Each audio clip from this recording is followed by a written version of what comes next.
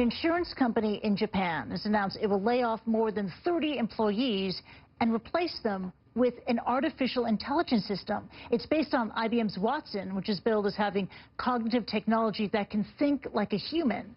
Now, could this be the beginning of a new industrial revolution? And is your job, my job, at risk? I talked with futurist and Rise of the Robots author Martin Ford about what he thinks. Well, I don't think it's a surprise at all. I mean, one of the things that I think we understand is that in many cases it's going to be easier to automate knowledge jobs than, blue-collar manipulative jobs. To automate a desk job where you're sitting in front of a computer manipulating information in some way, you don't need an expensive robot or any kind of mechanical device to do that. The only thing you need is really software. And as we look back through history, technology has always created and destroyed jobs, going all the way back to the development of the printing press. But with the advent of AI, how does that change the equation here for employment? Well, the thing is that artificial intelligence is just that. It means machines that are, at least in a limited way, beginning to think.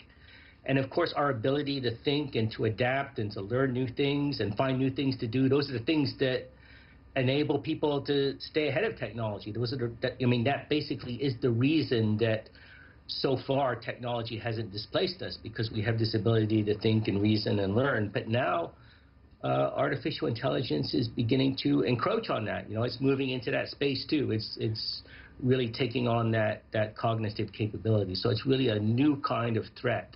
Absolutely. AI can take over cognitive jobs, non-routine professions as well.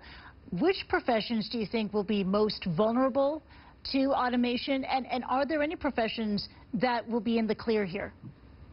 Well, it's not so much about particular professions as about the nature of the work. And the reality is that any kind of work that's on some level predictable, not necessarily rote repetitive, but if you're coming to work and you're facing the same kinds of challenges again and again, you're doing the same basic kinds of things, then that's going to be susceptible to artificial intelligence and machine learning.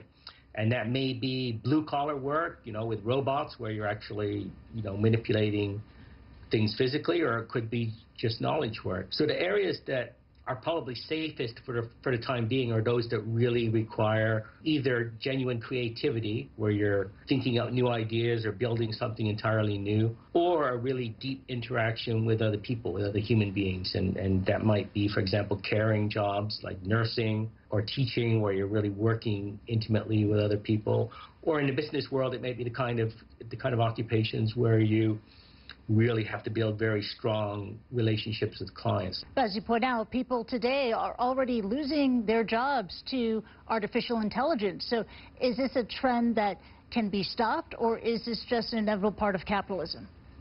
I think it's inevitable, and it certainly is an integral part of capitalism. There's always this powerful incentive to become more efficient, to save labor.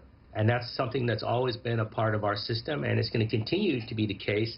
It's just that now artificial intelligence may in many ways accelerate that and make it much more dramatic. If this is indeed our new reality, this is our inevitable future, what does it mean for the next generation, how they should approach education and the definition of livelihood?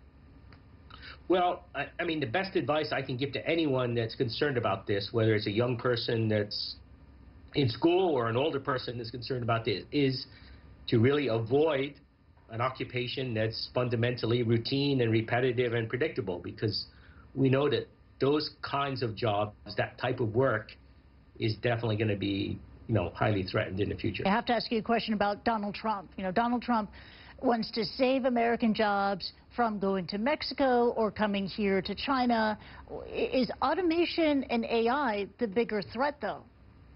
Yeah, it definitely is the bigger threat, and I think people don't really realize that. I mean, if you talk to the voters that supported Donald Trump, they will, of course, talk about China and globalization or immigration.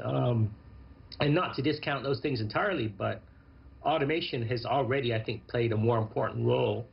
And the really key point is that going forward for this point, it's going to be even more